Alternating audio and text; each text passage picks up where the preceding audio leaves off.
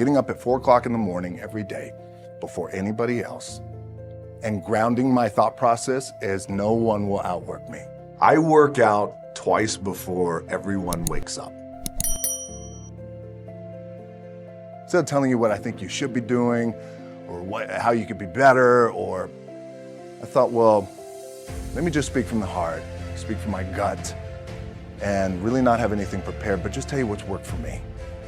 And maybe some of the stuff that's worked for me might work for you. As you guys have your goals and ambitions, the first thing I would just want to say is this idea and this notion that you could be anything you want, you can accomplish anything you want, right? We hear that. You've heard that from the time you were little boys. You hear that now. You guys know that. The thing that has worked for me is to remember the hard times. So, and I'm sure you guys all have your processes. And again, I'm going to tell you what worked for me.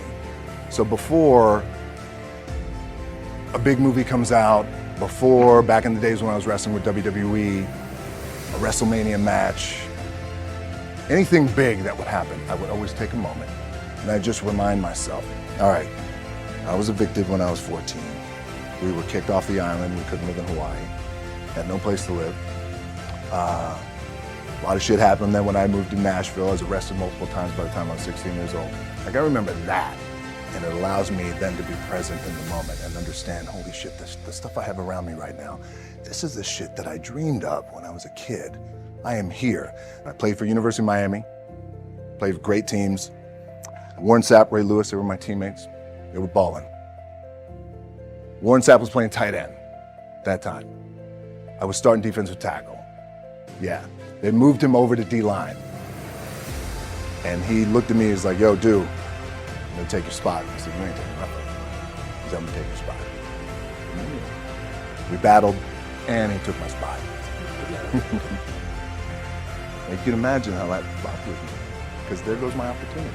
He went in, switched to defensive tackle, lit the world on fire. But what that did, it crushed me, it crushed my dreams. I had a piss poor senior year, 0 production, no NFL, no combine invite, nothing. Finally went to the CFL, Calgary Stampeders, making $250 a week Canadian. I had to send that shit home to my wife at that time.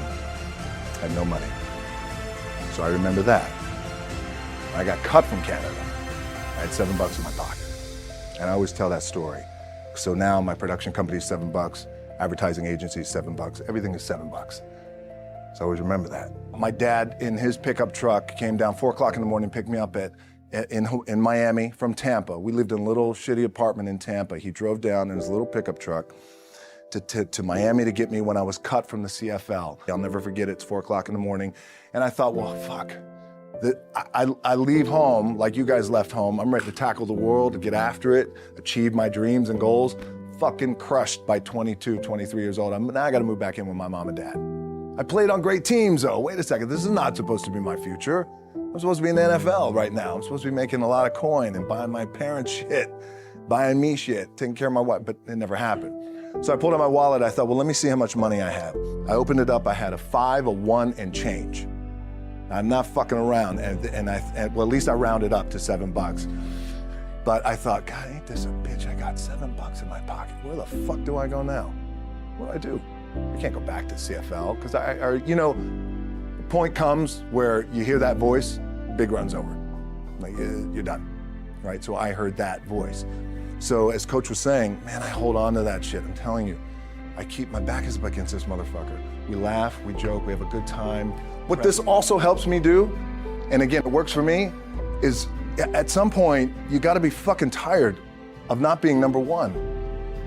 You have to be, and you gotta fucking play angry, and I play angry. Now, I'm cool and calm with my approach, and when I step out on my field, which is a set, or, like, there's some, and you're always gonna have haters, and haters are like, well, damn, man, how many movies are you gonna make, or how much shit are you gonna do? Like, you do a lot of shit. I say, yes, it's my ambition. Of course, why not? I could do it. Yeah, I love what I do. And not only that, but in what world do we not work every day? You gotta work every fucking day. It doesn't end. My back is up against this thing, and I started to play angry, by the way, and I still play angry. My last match, Brock Lesnar, transitioned, and I realized if I had to be great at something, I wanted to be great in this world of Hollywood and movie making and producing and entertainment, I had to commit, like you guys have to commit. Obviously, you commit to something, commit to the goal. So I quietly retired. It was around 2006, 2007. I was like, God damn. I left, I pulled a Jim Brown. I left when I was on top, like #1 in the wrestling business, and I left. It was a ballsy, gutsy, some call it stupid move, but I had to commit and I had to follow what was in my gut. What helps me is to keep the hard times in the front of my mind, because it allows me to go into these big moments that I've worked my ass off, and you guys have worked your ass off. It allows me to go into these big moments with a different perspective. What it also does for me, and again, this is what works for me. Like, I keep my back, excuse my language, my back is up against this motherfucker.